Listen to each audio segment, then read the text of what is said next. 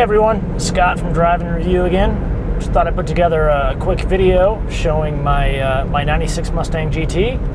Just kind of as like an introductory to this car, because I've talked a lot about this car in the past with the vlogs that I've been doing, but I haven't really been showing any pictures of it or showing any video or anything. So I know it may be kind of hard for everyone to get a sense of really of what this car is. It's not anything special. It's just a $3,000 beater car. It's probably what you'd consider a 10-footer. It looks good from 10 feet away, but then when you come right up on it, you think, you know, you see all the scuffs and the marks and the little dents and dings. So it's not a really perfect car. It's definitely been around. It's got some history. She's showing her age, especially in sunlight. Looks good on cloudy days, but you get it in bright sun, you think, wow. You can see every little imperfection. So yeah, so this car's in really good shape, and I've talked a lot about that before. It was one of the reasons why I decided to buy this car. It's just, I couldn't believe it. I mean, it's just for a 20-year-old car. Well, when I bought it, it was 17 years old or 16 years old. I've had this car for 3 years now, but it was in great shape, and I couldn't turn it down. I was looking for a Mustang. This is the cleanest one that I found. Didn't know how many miles were on it. The odometer's broken, but great shape. So I jumped on it, and yeah, it's the interior, for example, is really good. The only, you know, it's showing the typical signs of wear. The steering wheel is a little bit rough, a little bit dirty. The material on the wheel here is coming apart a little bit. It's wearing thin in a few spots, but for the most part, it's good. The seats are overall in good shape. They're a little bit dirty, a little bit scuffed, no rips.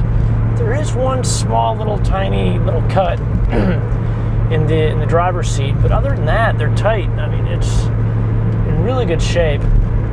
I don't like the seats though. I mean, that's something I've talked about in the past.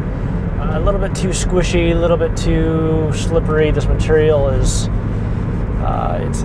it's like leather, but it's not leather. It's really slippery, which is not something I enjoy.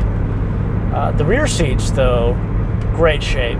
Looks brand new. The previous owner of this car obviously didn't have kids or anybody that they hauled around on a regular basis, so looks brand new. Carpets all around are great shape, especially in the rear, of course, because no one ever sat there, obviously. And even in the front seat here, passenger side, carpets, no stains, nothing, really clean. Driver's side, you know, typical signs of wear. There's no cuts, no really dark stains, no wear throughing to the floorboards. It's really good.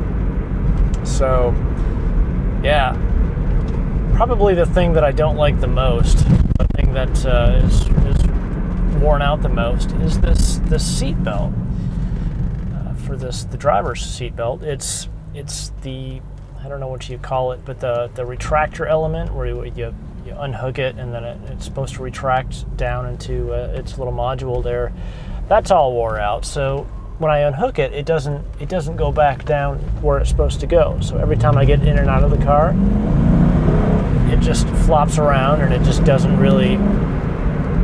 It just gets in the way. So that's annoying, and I wanted to fix that, but